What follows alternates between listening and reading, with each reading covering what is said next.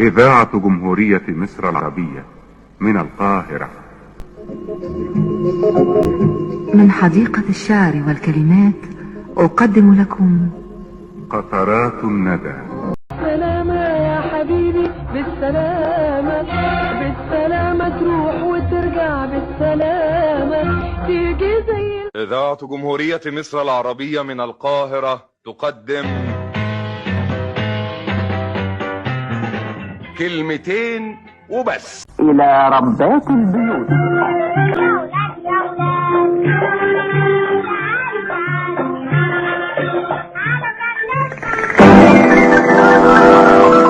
أخبار خفيفة.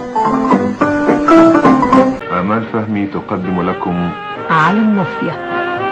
أنا البحر في أحشائه الدر كامن، فهل سألوا الغواص عن صدفاتي؟ قال الفيلسوف. أغرب القضايا، برنامج يكتبه ويخرجه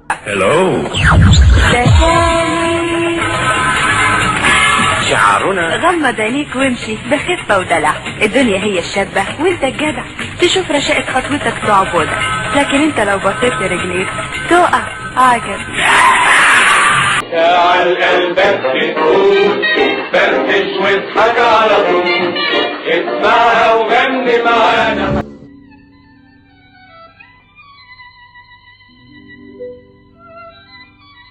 بلغني أيها الملك السعيد ذو الرأي الرشيد أن سلطان السلاطين في بلاد الصين لما سمع من حلاق